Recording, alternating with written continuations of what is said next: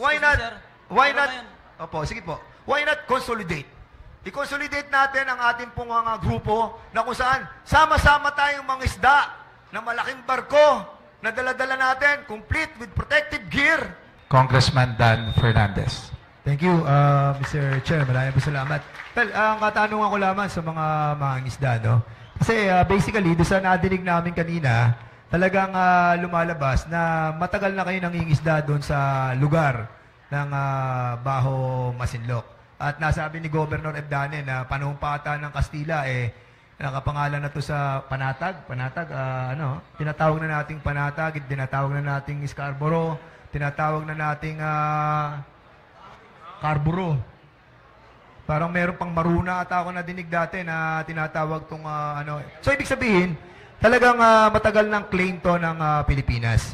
At nabasa ko dun sa primer na tungkol dito sa Masinloc, na pumasok lamang ang China noong 1980. Tama po ba yun, Governor? Nung parang pinangalanan nila yung Masinloc na yan na Wanyang. Parang gano'n nakalagay. Nung pumasok sila, ang Taiwan saka China. Ngayon, ang tanong ko sa ating mga mangingisda, basically, pag nangingisda kayo doon, talagang kanya-kanya po ba tayo na nangingisda? Kasi kanina, nadinig ko, pag umalis kayo ng Wednesday, babalik kayo ng Friday kasi masyadong malayo. Ilang oras po ba ang papunta doon? Sir. Ilang oras po? Sir. 12 hours. So, mga 3 araw kayo bago makabalik. Parang ganun po. At kung kayo po'y bumabiyahe doon sa areang yon, na kung saan tinatawag yung lagoon, nadinig ko kay Governor, na punong-puno ng mga isda. So, kanya-kanya po kayo ng pagbabiyahe. Ganun po ba yon? So, ang ginagamit niyo po ay yung kanya-kanyang bangka. At pag nakikita niyo yung ating mga foreigners like China, Vietnamese, Malaysia, sila rin nangingisda rin sila doon. At gumagamit din sila ng bangkang mga katulad ng bangka ninyo. Malalaki. Malalaki ang mga bangka nila. Yes, Yes, sir. sir. Malalaki po. Malalaki. Sir, At dati po, sir, open lagoon yan, sir. Lahat. China, Malaysia, Indonesia, lahat, sir. Hindi, open ako. Okay, alam ko yun. So, siya tanong ko, kapag nangingisda kayo, kanya-kanya kayo, di ba? Opo, Kanya-kanya. Opo, sir. Tapos, Opo, ang mga nakikita niyo mga vessel ng Vietnam, ng Malaysia, ng China, mga malalaking barko.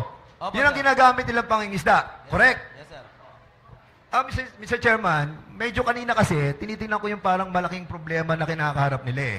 Parang somehow, nung unang panahon na nga tayo nangingisda, ganyan ang ginagamit natin, maliliit na bangka. Dumaan ang maraming panahon, ganyan pa rin ang ginagawa natin ng klase ng pangingisda. We have evolved. Ang China, ang Vietnam, ang Malaysia, they have evolved the fishing boat and the fishing style. Yung system ng kanilang pangingisda, ibang-iba na po ngayon. Pero ngayon, Why sir, not? Why excuse me, not? sir. Why Pero not? ngayon. Opo, sige po. Why not consolidate? I-consolidate natin ang ating pong mga grupo na kung saan sama-sama tayong mga isda na malaking barko na dala-dala natin, complete with protective gear. Systematic ang pagkuha ng lugar kung saan tayo mangingisda na makikita natin na kung saan yung maraming isda, na kung saan matatakot din yung ating mga kalaban. Mr. Chairman, ang aking pong proposal, dahil nakita po natin yung kanilang problema that still kanya-kanya ng pangingisda ang ating mga mangingisda at pag pupunta sila sa laot, yung kanila pong seguridad ay hindi natin matatawaran. Dahil kung ganun po ang estado na kinalalagyan nila sa ngayon, na nangingisda sila using the traditional boat, I think ang ating pong mga mangingisda ay mailalagay sa mapanganib na sitwasyon. Kaya, I would propose, Mr. Chairman, siguro parating natin kay Speaker at sa ating mahal na Pangulo na i-equip natin ang ating mga... Ano po ba kayo? May kooperatiba po ba kayo? Ano, halimbawa po, sa samahan po ninyo, ilang kayong mga mangingisda na may-ari ng mga bangka? Kasi may nadinig ako sa inyo kanina na may mother boats kayo eh. Pero yung mother boats nyo, halimbawa, dumating na kayo, grupo na, isang malaking meron po ba kayong parang pinaka-mother boat? Pero gaano po ang kalaki yung mother boat nyo? Yung mother boat mo namin, sir, kumakarga po ng 6 na tonelada, ganyan po. 6 na tonelada. more or Pero less yung yan po. sa mga Malaysia, sa China, gaano kalaki yung kanila? Barko na po yun, sir. Malalaki Yun. na. Oh. Yun ang nga sinasabi natin eh. I think, well, sa aking pananaw, siguro, kung magsasama-sama po tayo, lahat ng ating mga isda, i-consolidate natin, tingin ko, in group, we have that power. No? Na tingin ko ay mas magiging deterrent sa ating mga kalaban. Kumbaga, protection po natin yun. And siguro, ang kanina si ano pangalan mo, brother?